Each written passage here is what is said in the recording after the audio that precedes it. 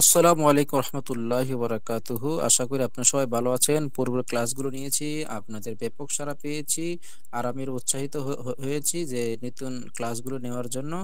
তাই আশা করি আজকের ক্লাসটা অন্যান্য ক্লাসের মতনই অনেক গুরুত্বপূর্ণ হবে। তো চলুন শুরু করা যাক। আজকে আমরা যে বিষয়গুলো জানতে যাচ্ছি সেটা হলো এই লাম ও রা হরফের হুকুম এবং এটার মধ্যে পার্থক্য কি এবং কখন পুর হবে কখন বারিক হবে বিস্তারিত থাকছে আজকের এই আলোচনায়।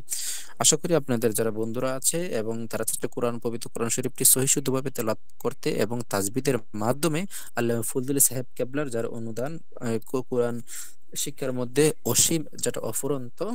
তো চলুন আমরা মূল আলোচনা চলে যাই। দেখুন, এই লাম ও রা হরফ ইস্তেফাল সিফত বিশিষ্ট, তাই আসলে হরফ দুইটির বারিক, কিন্তু কোন কোন সময়ে সাময়িকভাবে হরফের কারণে পুরো বারিক হয় সেটা আমরা একটু দেখি বিস্তারিত। এখন লাম পুর বারিকের নিয়ম, আশা করি এই ভিডিওটা দেখলে আপনি বিস্তারিত ধারণা হয়ে যাবে কখন লাম পুর হবে কি কখন বারিক হবেন। লাম কোন সময় পুর ও কোন সময় বারিক হয় সেটা আমরা যেমন দেখি, যেমন আল্লাহ শব্দটা ক্ষেত্রে কিন্তু পূর্বে কিন্তু জবর কিংবা পেশ থাকলে উক্ত লাম পুর হয়। পুর মানে কি মোটা করে পড়তে হয়, পুর মানে মোটা করা। যেমন ইয়ালামুল্লাহ, তাহলে আমরা দুইটা বিষয় পেলাম এখানে।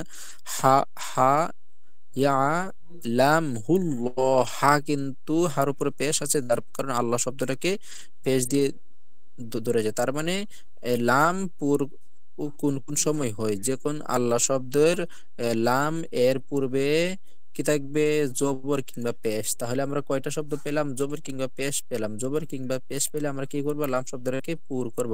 একটা হলো পেশ, সরি পেশ অথবা জবর, এই দুইটা শব্দকে আমরা যখন পাবো তখনই আমরা বুঝতে হবে এটা কি হবে, লাম শব্দ সবসময় পুর করে পড়তে হবে। তার পুর দেখুন, আমি একটা সাধারণ একটা জিনিস বলি।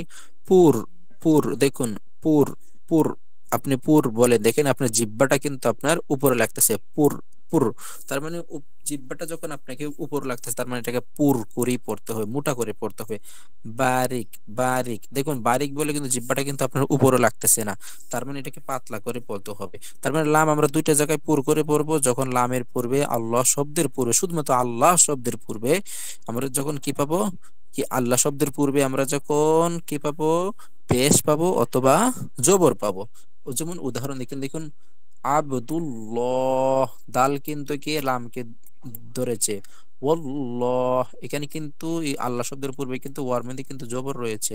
আশা করি আপনারা বুঝতে পারছেন কখন কখন লামকে পুর করবে, যখন আল্লাহ শব্দের পূর্বে কি থাকবে, এই জবর থাকবে অথবা পেশ থাকবে, তখন আমরা লামকে পুর করে পড়বো। দেখুন, উল্লেখিত অবস্থা ছাড়া সর্ব অবস্থায় লামটিকে বারিক, বারিক মানে কি পাতলা করে পড়তে হয়। তাহলে আপনি সবসময় মনে রাখবেন কি বলছি, একটা যখন আপনাকে জবর পাবেন অথবা আপনাকে পেশ পাবেন কি শব্দের মধ্যে, আল্লাহ শব্দের পূর্বে আপনি যখন কি পাবেন, জবর অথবা পেশ পাবেন, তখন বুঝতে হবে এই জবর যদি পান অথবা পেশ যদি পান, সেই ক্ষেত্রে আল্লাহ শব্দটাকে আমরা পুর করে পড়বো। কি কি করে পড়বো, পুর করে পড়বো। আশা করি এই দুইটা জিনিস মনে রাখলে আপনি বুঝতে পারবেন, বাকি সব ক্ষেত্রে লামটা পাতলা হবে। যেমন দেখুন বিসমিল্লাহ, এখানে কিন্তু লামের পূর্বে কিন্তু জের রয়েছে। আলহামদুলিল্লাহ, লামের পূর্বে কিন্তু জের রয়েছে। কুলিল্লাহ, লামের পূর্বে কিন্তু জের রয়েছে। দেখুন আমরা কিন্তু এভাবে পড়তেছি না বিসমিল্লাহ, আমরা কিন্তু এভাবে পড়তেছি না, আমরা পড়তেছি বিসমিল্লাহ আলহামদুলিল্লাহ, কিন্তু পড়তেছি কি আলহামদুলিল্লাহ ওলিল্লাহ, কিন্তু পাতলা করে পড়তেছি। তাহলে এই সর্বদা অবস্থায় লামকে আমরা পাতলা করে পড়তেছি। দেখুন যে যে অবস্থায় রাটাকে আমরা পুর করব, আশা করি এখান থেকে আমরা লামের আলোচনা বুঝতে পারতেছি। লাম কোন পুর হবে কোন পাতলা হবে, আমি আবার বলছি, লামের পূর্বে যদি আমরা আল্লাহ শব্দের পূর্বে যদি আমরা জবর অথবা পেশ পাই, সেক্ষেত্রে আল্লাহ শব্দটাকে আমরা পুর করে পড়বো, এবং বাকি সর্বদা অবস্থায় আল্লাহ শব্দটাকে পাতলা করে পড়বো। দেখুন যে অবস্থায় রা পুর হয়, দেখুন রা হরফ জবর বা পেশ থাকিলে, ওয়াকফ মানে কি, আরবিতে ওয়াকফ শব্দের অর্থ হলো থেমে যাওয়া, এবং ওয়াসল শব্দের অর্থ হলো চলমান, উভয় অবস্থায় পুর হইবে। তার মানে কি আমরা যদি এই রার হরফের জবর বা পেশ পাই, তাহলে আমরা কি পড়বো, সবসময় রাকে, রাকে আমরা কি পড়বো, আমরা পুর করে পড়বো, পুর করে পড়তে হবে। যেমন ধরুন গৌরাবা, শুরু উরুবা, উরুবা আল্লাহ শব্দের রা শব্দের কিন্তু পেশ রয়েছে। এত এত রাবা, রা শব্দের মধ্যে কিন্তু পেশ রয়েছে। এক নম্বর নিয়ম গেল। তারপরে দেখুন 2 নম্বর কি রয়েছে। একটা হলো 1 নম্বর নিয়ম, তারপর 2 নম্বর হলো রা সাকিন হয় এবং ও তাহার পূর্বে জবর বা পেশ তাকে তবে পুর হইবে। যেমন দেখুন কি বলছি, রা প্রথমটা পেয়েছি, রার মধ্যে অবশ্যই পেশ থাকবে অথবা জবর থাকবে। 2 নম্বরটার মধ্যে পেয়েছি রা যদি সাকিন হয় এবং তাহার পূর্বে যদি কি থাকে, তাহার পূর্বে যদি আমি দেখেন পেশ বা জবর হয়, মানে উপরেই পেশ এবং জবর, তবে রার ক্ষেত্রে সাকিন থাকবে। রা কিন্তু সাকিন রয়েছে এখানে, কিন্তু রা কিন্তু সাকিন রয়েছে এখানে, রা কিন্তু সাকিন রয়েছে। তার পূর্বে এখানে আছে পেশ, এখানে আছে পেশ, এখানে আছে যেমন কুরআন, আমরা কিন্তু কুরআন বলবো না, কুরআন, কুরআন। তার তুরহিবুন, তুর তুর, রা কিন্তু রার পূর্বে কিন্তু পেশ রয়েছে। এর মতো অবস্থায়, সরি এটা না, রার পূর্বে কিন্তু পেশ রয়েছে, এই মতো অবস্থা আমরা রাকে পুর করে পড়েছি। তার মানে প্রথমটা আমরা পেয়েছি রার পূর্বে যদি জবর অথবা পেশ থাকে তাহলে রাকে পুর, রার উপরে যদি জবর বা পেশ থাকে রাকে পুর করে পড়তে হবে। 2 নম্বরটা রার উপরে যদি সাকিন থাকে তার পূর্বে অরব, যদি সাকিন অবস্থায় তার পূর্বে যদি জবর অথবা পেশ থাকে। 3 নম্বর নিয়মটা দেখুন, 3 নম্বর নিয়মটা কি রয়েছে। রা ওয়াক অবস্থা, ওয়াক মানে কি আমরা দেখেছি, ওয়াক মানে থেমে যাও, মানে থামা অবস্থায় সাকিন হইলে এবং তাহার পূর্বের জবর বা পেশ থাকিলে রাকে পুর করে পড়তে হবে। তার মানে রা যদি থেমে যায়, আমরা যেমন দেখুন এখানে আমরা থামা অবস্থান আল রা তামার অবস্থায় কিন্তু রা কিন্তু সাকিন হয়ে গেছে এবং তার পূর্বে কি হচ্ছে, জবর আছে, তার পূর্বে কি আছে, পেশ আছে। তার মানে কি রা যদি থামা অবস্থায় কি কি হয়ে যায়, এই সাকিন হয়ে যায় এবং তারপর জবর তো পেশ থাকে, তাহলে রাকে আমরা পুর করে পেতে জন্য আল কমার, আল সরি আল কমার, আন নুজুর, নুজুর, রা কিন্তু পূর্বে কিন্তু পেশ রয়েছে। লিল বাশর, সিনে কিন্তু কি রয়েছে, জবর রয়েছে। এবং দেখুন 4 নম্বর নিয়মটা, রা ওয়াকফ, ওয়াকফ মানে কি থেমে যাওয়া, ওয়াকফ কারণে সাকিন হইলে এবং তাহার পূর্বের হরফ সাকিন হইলে এবং তাহার পূর্বের হরফ জবর বা পেশ থাকিলে রা পুর হইবে। তার মানে সূত্র পাইছেন দুইটা, যে হরফটা থামবো এই তাহার এই যে হরফটা আমরা থেমে যাব, এই সাকিন হইলে তাহার পূর্বে হরফ জবর বা পেশ থাকিলে রা পুর হইবে। মানে আমি আবার বলছি, ওয়াকফের কারণে থেমে যাওয়ার কারণে সাকিন হইলে এবং তাহার পূর্বে হরফ, তাহার পুরো হরফ বা সাকিন হইলে, দেখেন এখানে আমরা কিন্তু যদি খুদুর, এখানে আপনি কিন্তু রা কিন্তু ওয়াকফের কারণে কিন্তু সাকিন হয়ে গেছে। ওকে, তো রা যদি সাকিন হয়ে যায়, তাহার পূর্বে কি আছে, সাকিন আছে এবং তাহার পূর্বে কি আছে, পেশ আছে। এখানে কিন্তু রা কিন্তু সাকিন হয়ে গেছে, তার পূর্বে সাকিন আছে, আবার তার পূর্বে কি আছে, জবর আছে। তাহলে এখানে তার পূর্বে সাকিনের পূর্বে যদি জবর অথবা পেশ থাকে এবং সেই শেষের রাটাকে আমাদেরকে পুর করে পড়তে, মোটা করে পড়তে হবে। তারপরে দেখুন রা 5 নম্বরটা কি রয়েছে, রা ওয়াকফের কারণে সাকিন হইলে এবং তাহার পূর্বে ওয়াও সাকিন অথবা আলিফ থাকিলে। কি বলছি, রা ওয়াকফের কারণে সাকিন হইলে, ওয়াকফের কারণে যদি সাকিন হয়, তার পূর্বে যদি ওয়াও অথবা আলিফ থাকিলে এবং তাহার পূর্বে জবর বা পেশ থাকিলে পুর হইবে। যেমন দেখুন এখানে কি আছে, শাকুর, শাকুর, রা কিন্তু আমরা ওয়াকফের কারণে সাকিন হয়ে গেছে, তার পূর্বে কিন্তু পেশ রয়েছে। আবরর, তারা কিন্তু পূর্বে পূর্বে কিন্তু সাকিনের কারণে পূর্বে কিন্তু জবর রয়েছে, জবর রয়েছে। আশা করি আপনারা বুঝতে পেরেছেন।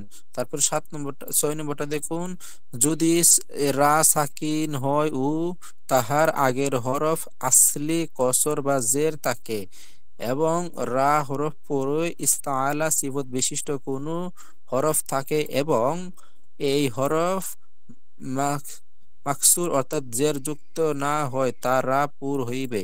যেমন ধরুন ইস্তাআলা হরফ আমরা জানি কি, তেমন কইর, কইর সাকির তস, দেখুন এখানে কিন্তু কফ কিন্তু ইস্তাআলা হরফ, যার কারণে এখানে কিন্তু রা কিন্তু পুর হয়েছে, জের থাকা সত্ত্বেও ফা কিন্তু ইস্তাআলা হরফ, তার জন্য রা কিন্তু পুর হয়েছে। আমরা কি বলেছি দেখুন, এখানে রাকে আমরা এই কি করে পড়তে হবে বলছে, রা সাকিন, রা কিন্তু সাকিন, রাকে মানলাম সাকিন বুঝলাম, তাহার আগের হরফ আসলি কসরা বা জের, দেখেন আসলি মানে কি, কসরা মানে জের, তার মানে জের কোনটা আছে,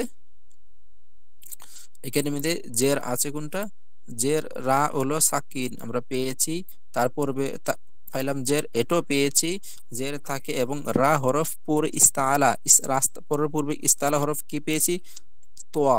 ইস্তালা হরফ বিশিষ্ট কোন হরফ থাকে এবং এই হরফ মাকসুর অর্থাৎ জের যুক্ত না হয় তবে রাপুর হবে। এবং দেখুন এই হরফটা কিন্তু জের যুক্ত না, এই হরফটা কিন্তু জবর যুক্ত, এই হরফটা কিন্তু জবর যুক্ত, এই হরফটা কিন্তু জবর যুক্ত। রার পরে যে ইস্তালা হরফ আসে সেটা কিন্তু জবর যুক্ত হবে এবং রার পূর্বের হরফটা কিন্তু জের যুক্ত হবে। এবং এখানে যে রার পূর্বে জের যুক্ত, রার পূর্বে জের যুক্ত, রার পূর্বে জের যুক্ত এবং তার রা কিন্তু সাকিন অবস্থায়। তাহলে সেক্ষেত্রে আমরা যে সাধারণত রার পূর্বে রা যদি সাকিন থাকে তার পূর্বে জের থাকে তাহলে রাটাকে আমাদের পাতলা করে পড়তে হয়, তাহলে বারিক করে পড়তে হয়। তবে এখানে কিন্তু রা কিন্তু পুর হয়ে গেছে, কারণ কারণ এখানে আসলি আছে, আসলি কসরা বা জের থাকে এবং তার পূর্বে তারপরে কিন্তু কি রয়েছে, ইস্তালা হরফ রয়েছে। তো আমাদের খুসাদাকাতিন কিস, তারপরে জন্য কিরো কিরো তস ফিরো কহ মির সদ। তারপরে দেখুন তবে ইশরা সূরায় যে কুল্লা ফিরিক একটা সূরা রয়েছে যেটা হলো কুল সরি কাল্লু ফিরুক আসিয়া উহার রাপুর বারিক উভয় অবস্থা পড়া যায়।